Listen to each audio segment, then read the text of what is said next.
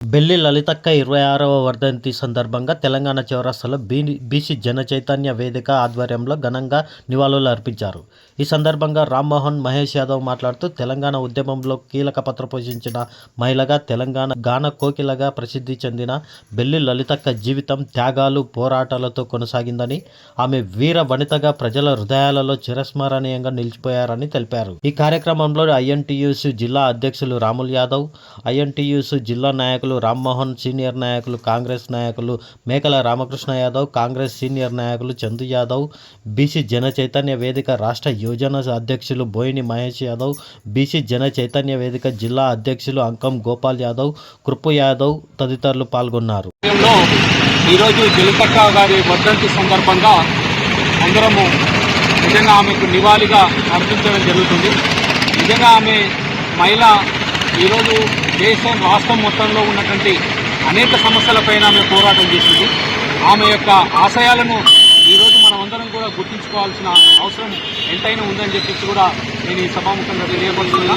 ప్రధానంగా ఆమె మహిళలకు సంబంధించింది చాలా పోరాటాల్లో ఆమె తన అనేక విషయాలు కూడా వచ్చి చెప్పడం, వేదికలో మాట్లాడినటువంటి లలితక్క నిజంగా ఆమె వర్ధంతి సందర్భంగా మనం ఘనంగా నివాళి అర్పించాల్సిన అవసరమే ఎంతైనా ఉందని చెప్పించి కూడా ప్రజలందరూ కూడా ఇటువంటి నాయకులు, ఇటువంటి మహిళా సోదరుమణులు ఉన్నటువంటి ఉద్యమాల్లో పనిచేసినటువంటి వాళ్ళని స్మరించుకుంటూ మనం వాళ్ళ యొక్క ఆశయాలను ముందుకు తీసుకుపోవడానికే ప్రధానంగా ఉండాలని చెప్పించి కోరుకుంటూ ఆమె వర్ధంతి సందర్భంగా అందరం కూడా జోహార్లు తెలియజేస్తూ ఆమె యొక్క ఆశయాన్ని మేము కూడా ముందుగా మహిళా సోదరుమణులందరూ కూడా ముందుకు వెళ్లాలని చెప్పించి కూడా కోరుకుంటూ నేను ఇదంతా ఉపయోగిస్తాను. బెల్లి లలితక్క యొక్క వర్ధంతిని పాలమూరు పట్టణంలో తెలంగాణ చౌరస్తాలో బీసీ జనచైతన్య వేదిక ఆధ్వర్యంలో ఘనంగా ఆమె యొక్క నివాళులు అర్పించుకోవడం జరుగుతుంది. మరి బెల్లి లలిత యొక్క త్యాగం వృధా పోనీయకుండా బీసీలంతా తమ యొక్క ఆశయాలను భుజస్కంధాలపై వేసుకొని ముందుకు కొనసాగే విధంగా మేము కార్యాచరణ చేస్తున్నాము. మరి ఆ రోజు ఈ యొక్క ప్రభుత్వాలు రాజ్యం ఆయన ప్రశ్నిస్తున్న గొంతుకలను అణచివేసే ప్రయత్నం దిశలో ఆ రోజు ఎలిమినేట్ కావాలని చెప్పేసి ఈ నల్గొండ జిల్లాలో హోమ్ మినిస్టర్ ఉన్నటువంటి వ్యక్తికి అడ్డం పడుతుందని చెప్పేసి దీనిని అంతం చేసి 17 ముక్కలు నరికి వివిధ బాయిలలో ఆమె వేసి అనేక రకాలుగా విషయాలు చేసినటువంటి విధానం మనం ఆ రోజు చూడవచ్చు.